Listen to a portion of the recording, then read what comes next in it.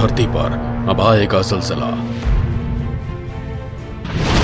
क्या होने वाला है धरती का विनाश? क्या प्रलय की आ चुकी है घड़ी? क्या खत्म हो जाएगी मानव सभ्यता?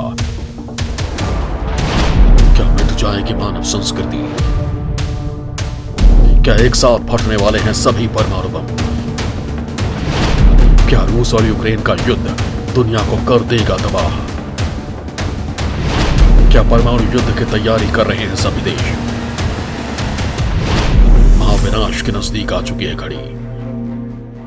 दोस्तों, रूस और यूक्रेन के युद्ध ने दुनिया को उस मुहाने पर लाकर खड़ा कर दिया है जहां हर तरफ तबाही का मंजर है, विनाश की लीला है और मौत का तांडव है।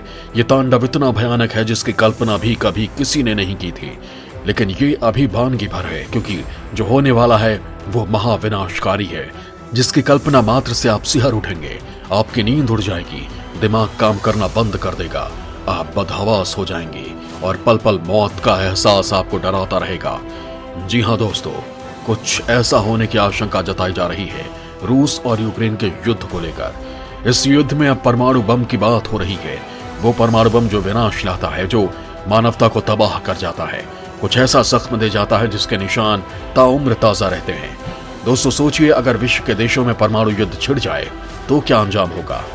आज इस वीडियो में मैं आपको यही बताने वाला हूं। अगर एक साथ सारे परमाणु बम फट जाएं तो क्या होगा? दुनिया का नक्शा कैसे बदल जाएगा? मानव सभ्यता कैसे बर्बाद हो जाएगी? लेकिन यह सब जानने के लिए आपको मेरे साथ बने रहना होगा और इस वीडियो को बिना स्किप किए हुए पूरा देखना होगा। तो चलिए शुरू करते हैं। दोस्तों, आपको विनाश की उस खौफनाक तस्वीर से रूबरू कराऊं उससे पहले बता देता हूं कि आखिर परमाणु बम होता क्या है, कैसे काम करता है, इसे किसने बनाया और इससे बचा कैसे जा सकता है। दोस्तों, 1945 की वो भयावह तस्वीर तो आपको याद ही होगी जब अमेरिका ने जापान के हिरोशिमा और नागासाकी पर परमाणु बम गिराया था। ये मंजर ऐसा था जिससे पूरी दुनिया दहल उठी थी। पल भर में ही दोनों शहर तबाह हो गए थे। ऐसा लग रहा था कि मानो शमशान घाट बन गया हो। लाखों लोगों की जानें चली गई थी। आज भी इसका प्रभाव खत्म नहीं हुआ है। तो चलिए इस बम के बारे में विस्तार से जानते हैं।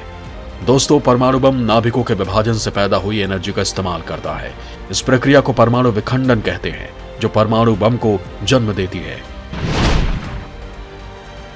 इसे इस तरह समझ सकते हैं कि जब एक अकेला free neutron radio active material जैसे कि यूरेनियम या प्लूटोनियम के परमाणु के नाभिक से टकराता है तो ये 2 या 3 और न्यूट्रॉन्स को मुक्त करता है। जब ये न्यूट्रॉन नाभिक से अलग होते हैं तब एक एनर्जी पैदा होती है और ये नए पैदा हुए न्यूट्रॉन्स दूसरे यूरेनियम या प्लूटोनियम के नाभिकों से टकराते हैं और उसी तरीके से उनका विभाजन करते हैं, जिससे और अधिक एनर्जी और न्यूट्रॉन्स पैदा होते हैं।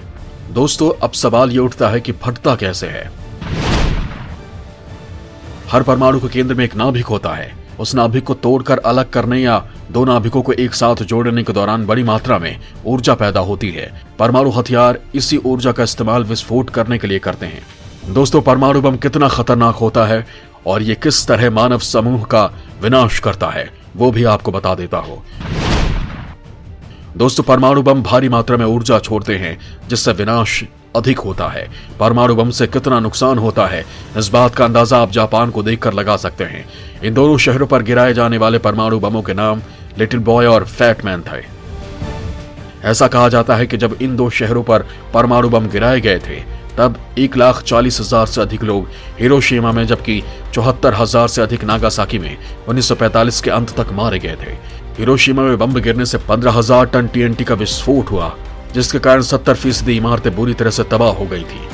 विस्फोट के दौरान 500 मीटर की दूरी तक 90% लोग 3 सप्ताह के अंदर गंभीर जलन या विकिरण की उच्च मात्रा से मर गए थे। इस दौरान विस्फोट के साइट के पास तापमान लगभग 3 लाख डिग्री सेल्सियस और लगभग 4,000 डिग्री सेल्सियस जमीन के नीचे होने का अनुमान लगाया गया था।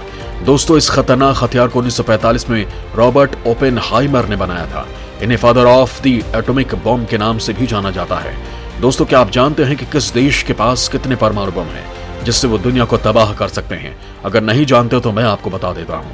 दोस्तों, दुनिया के 9 देशों के पास परमाणु हथियार हैं। इनमें संयुक्त राज्य अमेरिका, रूस, यूनाइटेड किंगडम, फ्रांस, चीन, भारत, पाकिस्तान, उत्तर कोरिया और इजराइल शामिल है।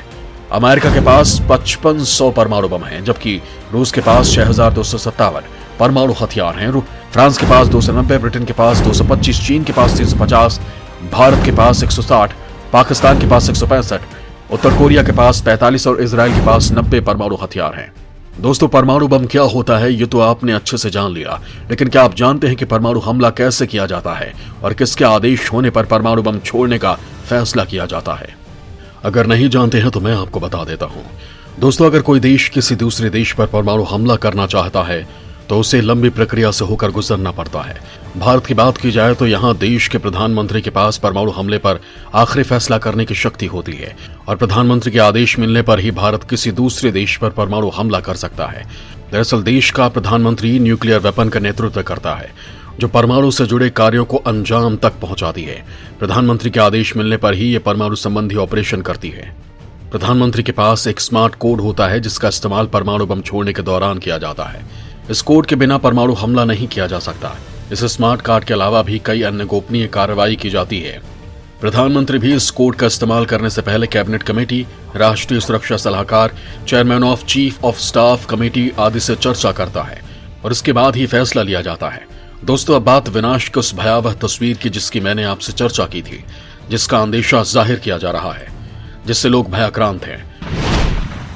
दोस्तों, सोचिए कि अगर दुनिया में जितने भी परमाणु बम हैं साथ में फट जाएं तो विनाश की वो कैसी तस्वीर होगी, इसकी कल्पना से ही मन दहल उठता है।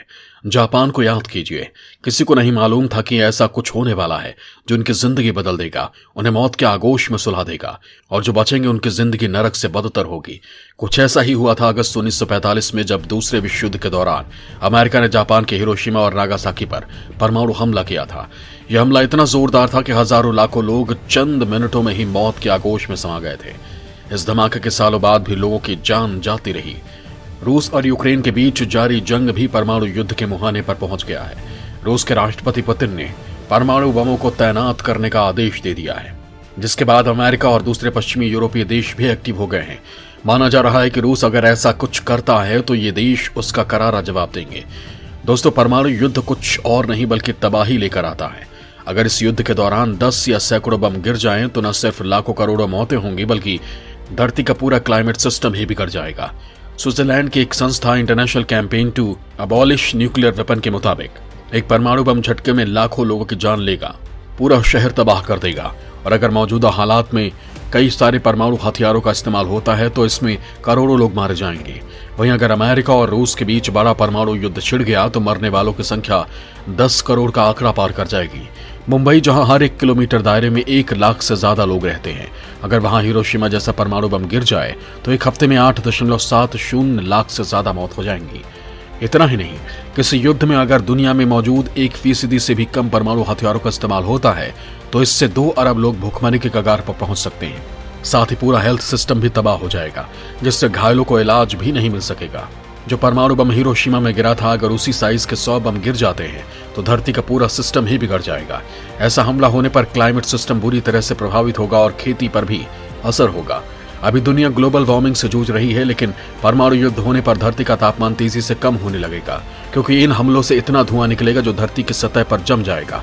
अनुमान है कि ऐसा होने पर कम से कम 10% जगहों पर सूरज की रोशनी नहीं पहुंचेगी। वहीं अगर दुनिया भर के सारे परमाणु हथियारों का इस्तेमाल होता है तो इससे 150 मिलियन टन धुआं धरती के स्ट्रेटोस्फीयर में जम जाएगा। स्ट्रेटोस्फीयर धरती की बाहरी सतह है जो ओजोन लेयर से ऊपर होती है। इतना ही नहीं, दुनिया भर के ज्यादातर इलाकों में बारिश भी नहीं होगी। ग्लोबल रेनफॉल में 45% की कमी आ जाएगी और इससे धरती की सतह का औसतन तापमान 7 से -8 डिग्री सेल्सियस पहुंच जाएगा। इसकी तुलना करें तो 18,000 साल पहले जब हिमयुग था तब तापमान -5 डिग्री सेल्सियस था, यानी दुनिया 18,000 साल पीछे चली जाएगी।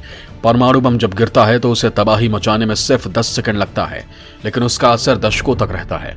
बम गिरने के सालों बाद भी लोगों को ल्यूकेमिया, कैंसर और फेफड़ों से जुड़ी खतरनाक बीमारियों से जूझना पड़ता है। इतना ही नहीं, सैकड़ों हजारों की आंखों की रोशनी चली जाती है। दोस्तों, परमाणु बम मानवता का दुश्मन है और इनका इस्तेमाल किसी भी तरह जायज नहीं ठहराया जा सकता, चाहे हालात जो भी हों। इसके इस्तेमाल का आदेश किसी भी देश को नहीं देना चाहिए। मौजूदा हालात में जरूरत है ऐसे बमों को निष्क्रिय करके खत्म करने की, जिससे मानव समूह के विनाश की आशंका को रोका जा सके। एक जिम्मेदार राष्ट्र होने के नाते भारत अंतर्राष्ट्रीय मंच पर कई बार ऐसा प्रस्ताव दे चुका है, लेकिन दुनिया के शक्तिशाली देश अपनी ताकत दिखाने के गुरूर में ऐसा कदम उठाने को तैयार नहीं है। दोस्तों, आपको मेरा ये वीडियो कैसा लगा हमें जरूर बताएं। जय हिंद, जय भारत।